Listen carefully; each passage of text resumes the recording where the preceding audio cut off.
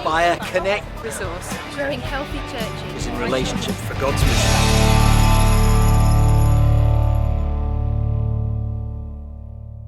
So welcome to this SCBA podcast. I'm absolutely delighted to be in conversation with Jonas Kulberg. Hi Jonas, how are you doing? Hi, I'm good, thanks. How are you? Yeah, I'm good. It's a misty day here in Eastleigh, but I believe you're in London. Yeah, and a good day in London.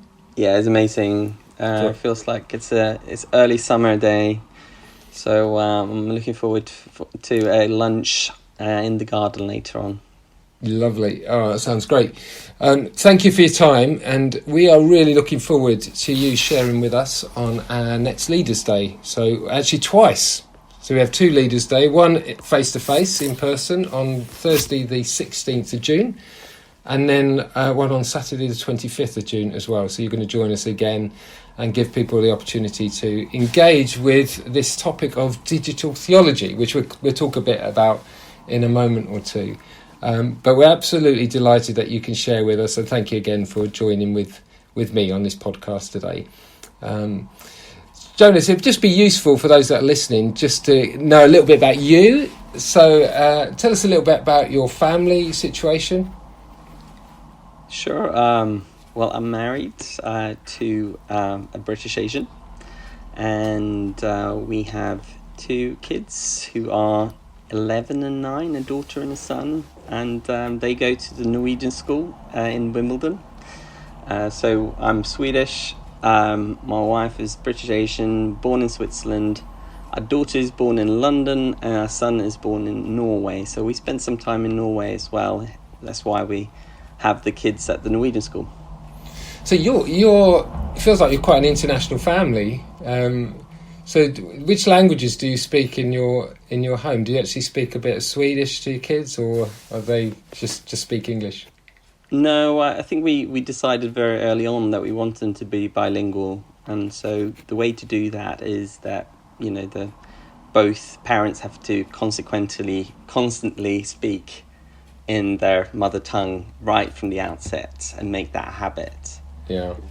So the kids respond to me in Swedish, although their Swedish is getting a bit mixed with Norwegian these days, because the languages are so similar that it happens easily. Yeah. And you yourself, I guess, you lived in Sweden, but have you lived in other places as well as the UK? My parents were missionaries in Nepal. Right. So I partly grew up there in Asia, and then I've had some time in Australia, and just after we got married, my wife and I, we spent 3 years in Sri Lanka, and then we've also lived 5 years in Norway, where I did my PhD. Wow, so you're a well-travelled man, but you've lived in the UK for a number of years now, is that right? I think it's coming up for 15 years on and off. So I first came in 98 after school. So I came to Watford, of all places, to do a discipleship course with Soul Survivor. Oh, yeah. So tell us a little bit about, your journey in faith. So you said your parents were missionaries. How did you come to faith, and what was the kind of story behind that? Yeah, I mean, I've obviously then grown up in the church, so I've sometimes been thinking about why a lot of my friends that I grew up with also in church are not, at least not in church context anymore, and so I've been thinking about what is it that actually kept me, within the faith, so to speak. I think partly it was that, I could see from my parents that faith had a real implication for life, right? So my dad made a very clear decision to become a medical doctor because that's how he felt he could serve the poor the best, and that's where we also were in Nepal. I had a grandma who prayed for me every day. I don't know if that mattered, but I think actually coming through teenage years, a lot of charismatic experiences. That was important for that age, but then actually it's also been very formative in my theological education, where I've been able to articulate what faith is and articulate my faith in ways that have been really important to maintain a kind of integrity in my faith. And yeah, maybe just, discovering more contemplative spirituality has been really important, and that's where I tend to, hear the voice of God, feel God's closeness in the stillness and solitude. That also tends to give me a little bit more perspective on life and draw me back into kind of the center of what's important. So I don't know. I don't know if that answers your question. That probably tells you more about my faith journey than how I came to faith. But maybe it tells you why I remained in the faith. That's really helpful. It's really helpful to hear that journey and how you're continuing to grow in faith, how your discipleship and your development under the Lord is continuing. So that's thank you for that. And when you're not doing digital theology and lecturing at Spurgeon's and praying in silence and stillness, what do you do for fun? Although I'm sure all those things are fun, but what do you do as well as those things? What do I do as well? At the moment, I'm doing a lot of DIY. So we moved into a new house, and it's hard work, but I enjoy it. I enjoy the satisfaction of creating something. So I've just put down new solid wood flooring in what's our bedroom. We just moved in the bedroom yesterday. Wow. But yeah, I don't know. I talk about the need to Scandify the place a little bit. That's kind of the aesthetics are certainly. I've inherited certain aesthetics from my cultural background. So I'm trying to make my mark on the house at the moment. But yeah, it's hard work, but it's also really satisfying, and it's nice to do something with your hands when you spend so much of your time using your mind. But yeah, I watch a fair bit of football as well on TV. So at the moment I'm a very happy man because I'm a Liverpool follower. So I have been since childhood. Yeah. Oh well, we share that passion for Liverpool. I didn't realise we didn't pick that up in our conversation before this, but I was warming to you a lot, Jonas, but I'm warm to you a lot more now. I know there's a new connection. Yes, indeed. And could we do the quadruple? I don't know. Yes. I think it's a bit optimistic. Yeah. We'll see in the next few weeks. You're also a realist, aren't you? Well, I don't know. Football is funny, isn't it? Following football, because the emotional downs of when your team loses are probably greater and more regular than the highs of your team winning, isn't it? Yeah. Let's talk digital theology. So let me try and get you to kind of define what that means. Because a lot of people, it sounds good, it sounds exciting, it sounds like something we should be engaged with, but what is it? Well, I think it is exciting, and I think it is something that we should engage with. So I think the best way to describe it is just thinking about the theological implication of the digital revolution. Right? So thinking through not only, how do we use technology well in faith and worship and discipleship and in missions, but what happens when we use this new medium and the new technology, because technology does give us new possibilities, new capacities, extends our capacities as human beings, but they also change, I would say, they change the way we engage, and so they slightly change the rules of how we engage, right? So I'm not saying that in a deterministic way, so it doesn't mean that this has to be the outcome, but it's suggestive, when we start using it, and it shapes us. So I think churches yes, we need to be using this technology because it's fantastic in many ways, but we also need to think about what happens when we use it, and how does it shape us as church? How does it shape us as human beings? So that's a kind of a very broad stroke definition of digital theology, but it's essentially thinking about, okay, what happens when we use these tools in church? What happens when we start reading the Bible through a screen? How does that change the way we relate to the Bible, how we interact with the Bible, how we interpret the Bible? How should we think about online worship, online communion? What are the theological implications here?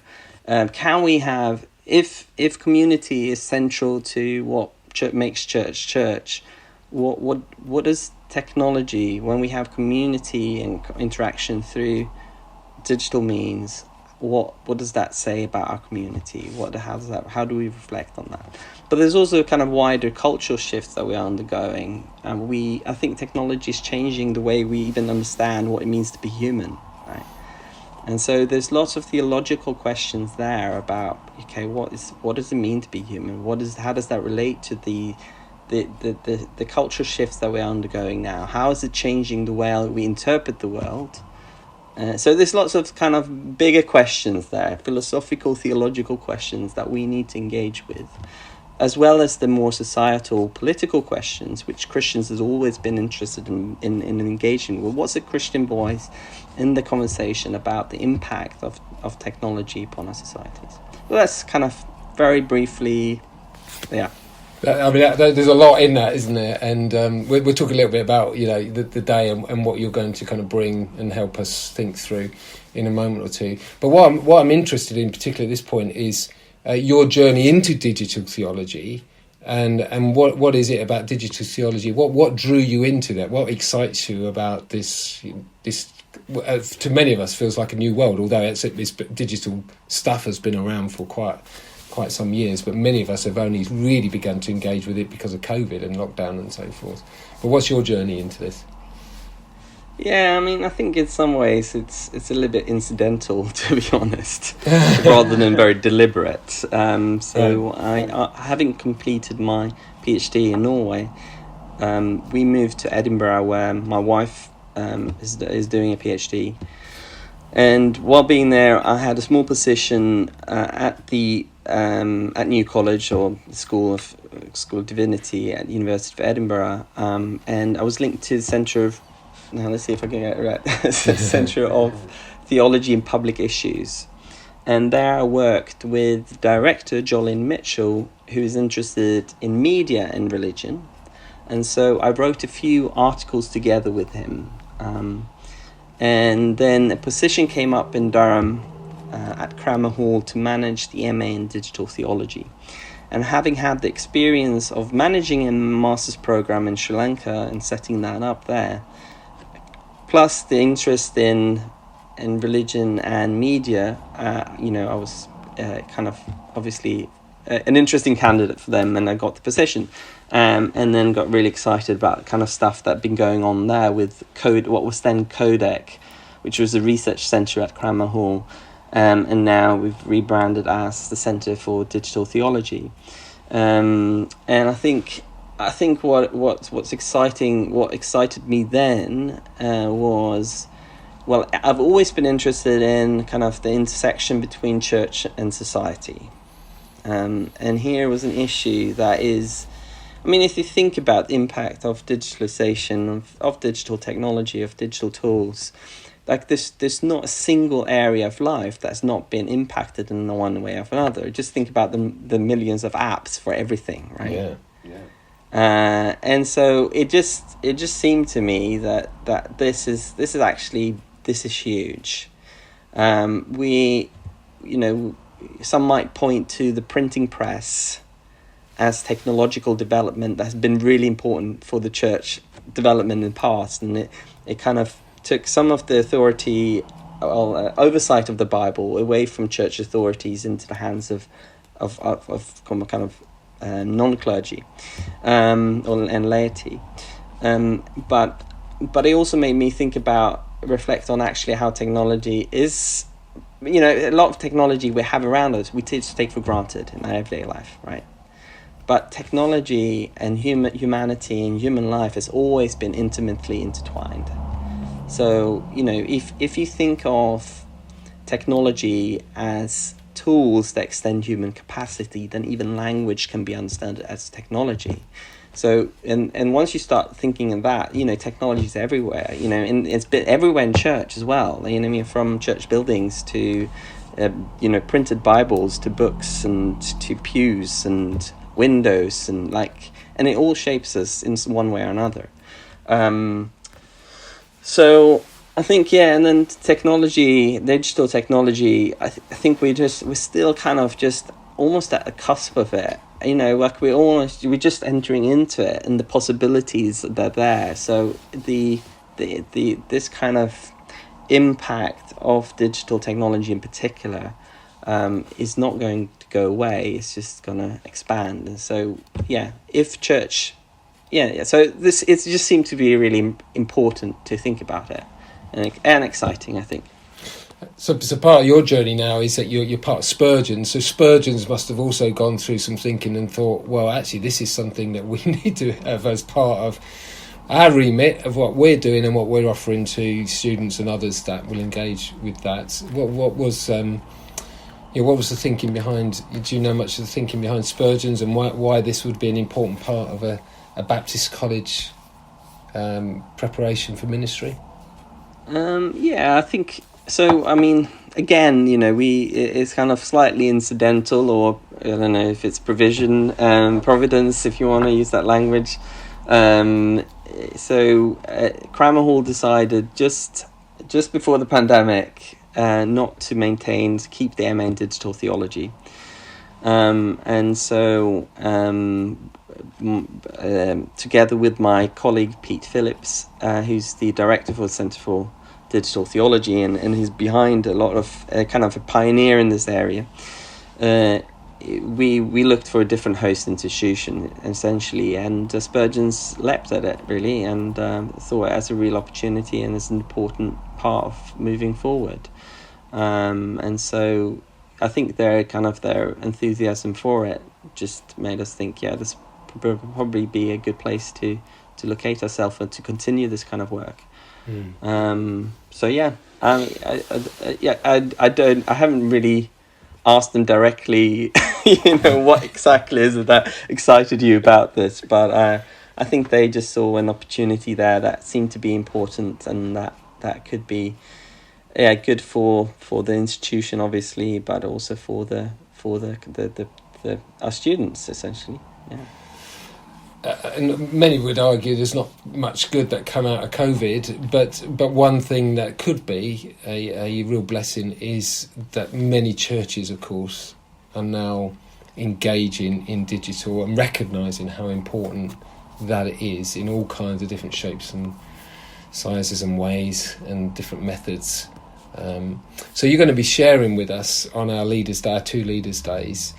So I just wondered whether, without giving too much away, but enough to give people a bit of a taste of what they could expect when they come to either of those days.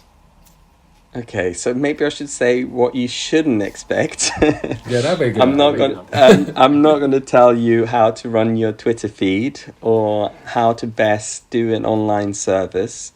We might have those conversations, and I'm really looking forward to hearing from the participants and their experience of using technology, especially during the pandemic. But essentially what I want to do is to start the kind of more theological conversation. So we have a lot of people, most churches were engaged in the digital world one way or another before the pandemic. Right, most churches would have had a website, for example, right? Yeah. Or a lot of churches was using kind of the management software and emails and all sorts. So it's not new in that sense. I guess what's new was you going online for worship in particular. Right? So what I would like to do with this day is to give some kind of input in how do we start the theological conversations about technology, digital technology and ministry. And so just give some headlines. Okay, here are the top things that we need to think about. Here are some ways we could think about it. We will then look at some of the research that's been going on during the pandemic, just to get some kind of input in how people have experienced it, what are some of the trends. And then I'm hoping to give some frameworks for just to help ministers and church leaders start thinking about what next. So that's kind of what I'm hoping to do, and it'll be very interactive, so I have to warn you about that. No, that'd be great. And let me ask this last question before we finish together. As you look forward into the future, with this digital revolution that's going on, and it kind of increases and increases, I mean, I guess you see some pros and cons, some downsides to that, but some upsides. But are you generally excited for the church as we enter into what looks like quite a new, different age? I think the possibilities are greater than the dangers. And the church has always had a remarkable capacity to adjust. And so part of me is like, well, I'm a bit neutral towards it, as in, well, this is just the reality of the situation we're in, whether we like it or not. So get on with it. That's part of it. But one of the main positives, that, as far as I see it, is that the church has been increasingly marginalized in society, and when we're in church leadership, when we're working in theological institutions, it's still, we can live under the false impression, I think, that we are more, because you see the importance of your own work, we're more influential than we are. But the church is incredibly marginalized in the West today. And it's not that people or media or public are deliberately shunning Christianity. It's just not on the radar. And so I think that social media in particular is a good way for people to bump into faith, which doesn't happen to the same extent in wider society today. And that's part of secularization, is that religious language, symbols, practices are just not visible in our society anymore, but it can be in social media. So that's probably where I see the main kind of opportunity for the church. I love that, opportunity to bump into faith. It'd be great if we could spend time and learn more about how to do that well, to help people bump into faith. Jonas, thank you so much for your time again, and thank you for sharing enough for us to get excited about Thursday the 16th of June, and if people can't make it on that occasion face to face, then online on Saturday the 25th of June as well. Again, we look forward to you unpacking much of what you've just said, much more in a lot more depth, to help us think through these issues. So bless you, love to your family, and we look forward to seeing you then, and may Liverpool win many medals, many trophies. Between now and then. Yes. If we win all four, we will be celebrating together. Well, I'm looking forward to that. Okay, really looking forward to meeting everyone. As I said, I love meeting people and hearing from people's experiences. So it'll be fun. Thank you. Hopefully edifying as well. Bless you. Blessings. Thank you.